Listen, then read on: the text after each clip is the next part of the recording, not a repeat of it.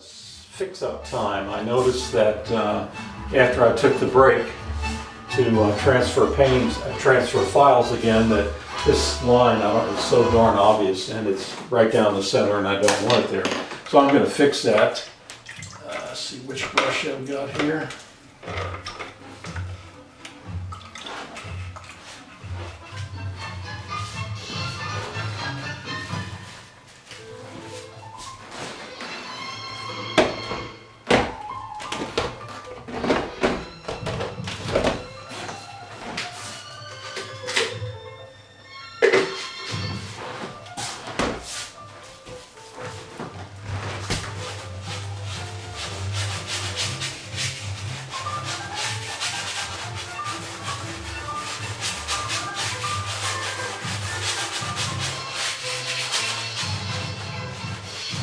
My stretcher bar is showing because this still is not stretched tightly enough, and I'll have to cope with that and work with that a little bit later today. I'm not sure what I'll do. I'll just have to wet it again and see if that works, but that's unacceptable the way it is there.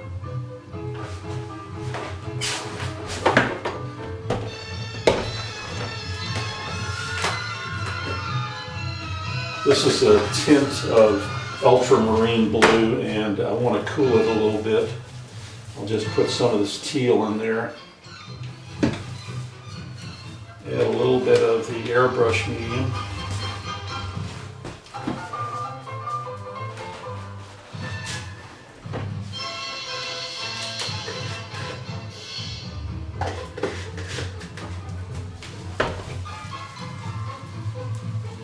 And a little of anthraquinone blue. Ah, yeah, that's better. And again, we're going to leave some of what's down there show through.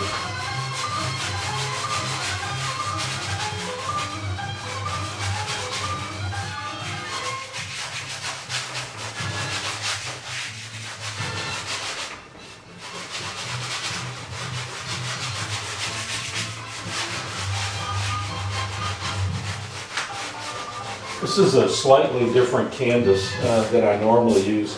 Normally I use Frederick's Galicia canvas, primed linen, and this is a cotton duck. It's about as heavy, but somehow it just doesn't seem to stretch as well. I don't know why. I'll figure it out someday.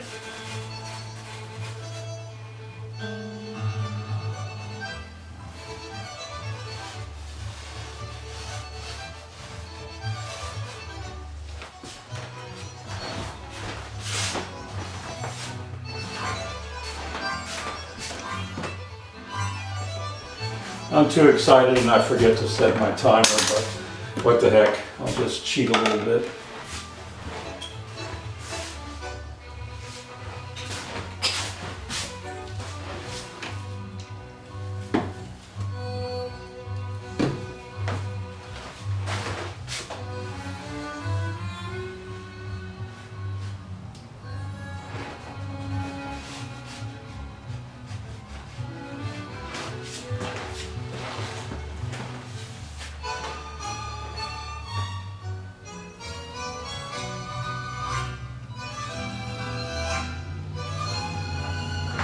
And I need some pure color over there. I had covered that up with a tint, not a tint, but a shade made with black, and it's just too much. So I'm going to lighten it up and make that color a little pure. See what we can get here.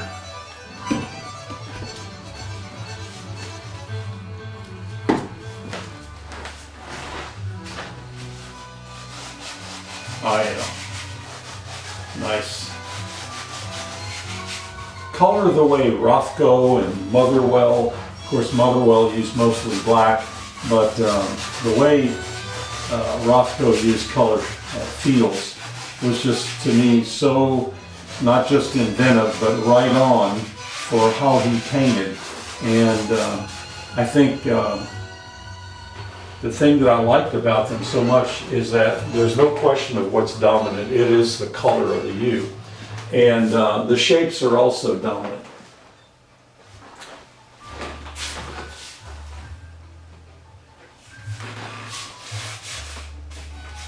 This little white spot over here has been bothering me, and I've just figured out what I needed to do with it. And this will be a connector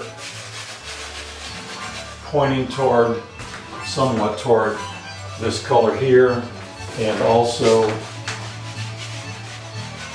repeating it.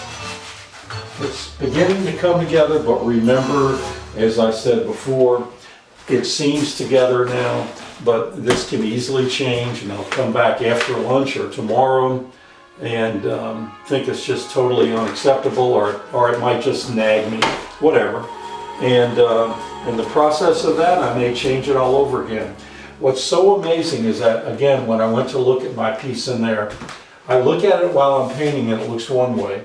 And then when I look at it on film, in the video, it looks usually so much nicer. And it's like, can it be that this is the way the viewer sees it, and our minds are such that we just can't see it up close and personal with it, as you might say.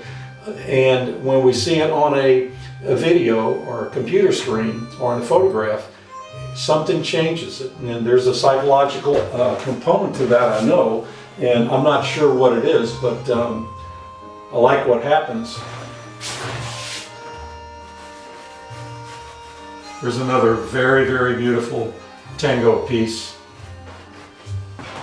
One of the best by Astor Piazzolla, one of my favorite composers. Just incredible piece.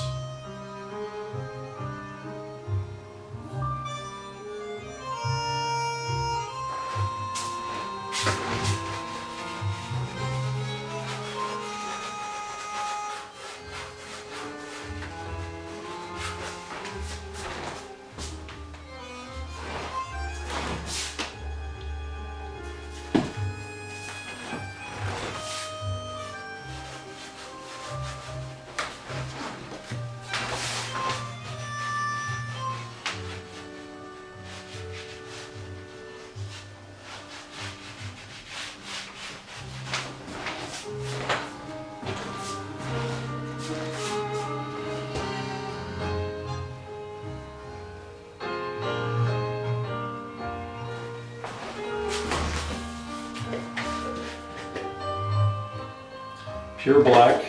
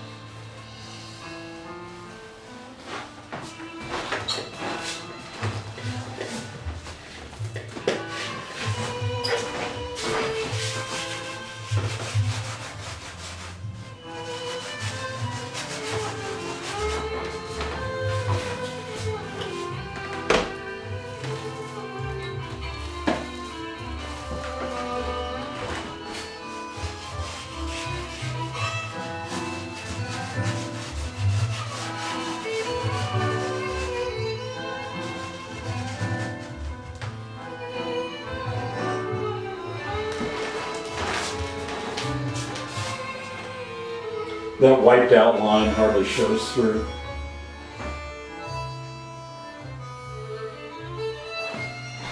I'm going to clean the brush, so I want a purer blue to go vertically. I think that's what it needs to tie it together. And this is a mess right now because, again, I'm used to using the sink more than I do now. So I'm going to use a little bit of this tint of ultramarine, which is a warmer blue, but I'm going to mix it with the cyan, primary cyan.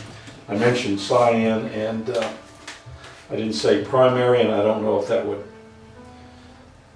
mislead you or not. I do intend somewhere along the line to put a list of supplies I use, and in those supplies I'll certainly mention the colors that I use. It may be getting a little too stiff also. I hope not, but we'll see.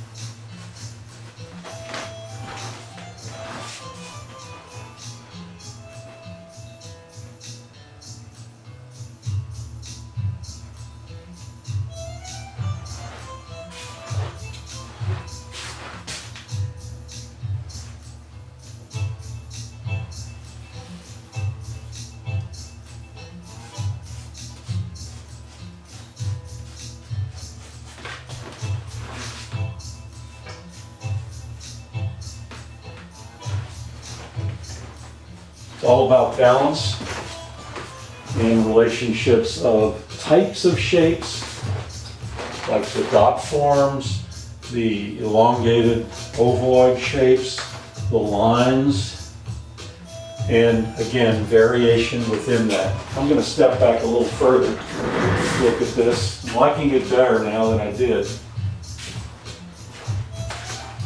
And I'm thinking one of the things I'd like to do is to lighten this area a little bit and make it a little more of a transition.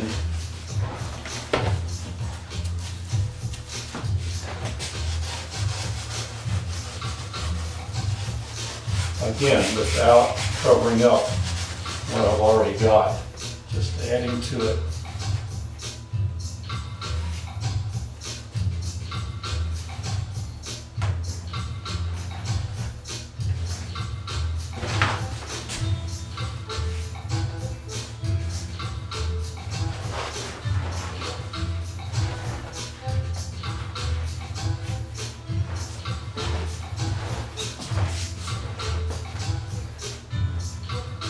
And then one of the other things I need to do right now, and I see it very, very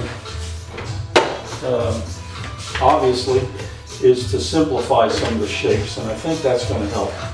And I believe I know one area.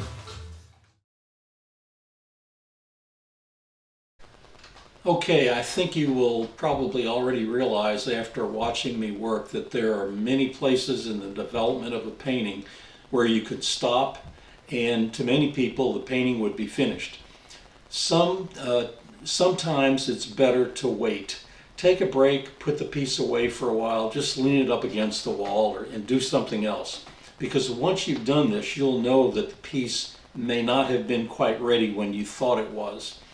Yes, if I stopped here, I could probably send this piece to one of my galleries and viewers might think it's great.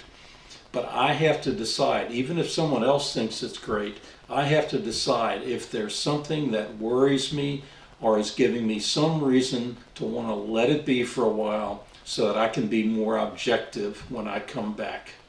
Thanks for watching. Remember to click subscribe and like if you do like the video. Thank you.